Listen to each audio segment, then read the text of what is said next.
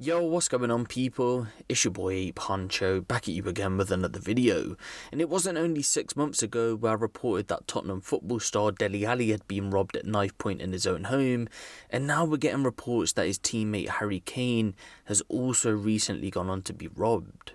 This happened on the 25th of October, and reports are only coming out today about it. It was said that the month leading up until the 25th of October, a car had been spotted on CCTV driving past Harry's car. It was then said on the day of the robbery that thieves had used an electronic device to open it up before stealing the car from outside an address in Chingford, East London. Once they entered, the vehicle then sped off from the scene. Harry Kane apparently has CCTV of the incident, and an insider who's linked with Harry Kane basically explained what I've just explained to you right there. They would also go on to say that it looked as if this had been practiced before. People close to Harry Kane also said that because the road is in an upmarket residential area, it's not hard to see why they think he's specifically been targeted. And they also added that luckily he had no personal effects in the car, or it could have been more distressing. A Metropolitan Police spokesperson said in a statement, on Sunday the 25th of October 2020, police received a report of a theft of a vehicle from outside a residential property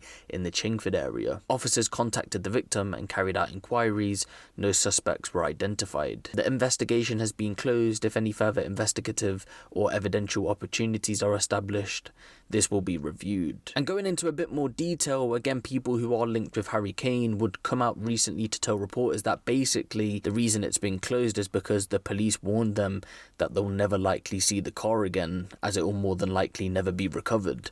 Adding, the police told Harry that basically there was little chance of them recovering his vehicle because of how sophisticated these kind of thieves are. Adding, obviously Harry is just happy that no one was harmed and that they didn't get away with anything irreplaceable or personal to him and his family. And it was also said that Harry expressed that there's a gang out there that are specifically targeting footballers, and he thinks he's fell victim to this gang. Now, I'm unsure personally if there's a gang specifically set up to rob footballers or not, but I can see where Harry Kane's coming from after there has been a string of robberies over the past couple of years in regards to footballers being robbed. The list is actually quite longer than you think. Of course, most recently we've seen Tottenham players getting robbed, and we can't forget the high profile attempted robbery of Ozil and Kolasinac.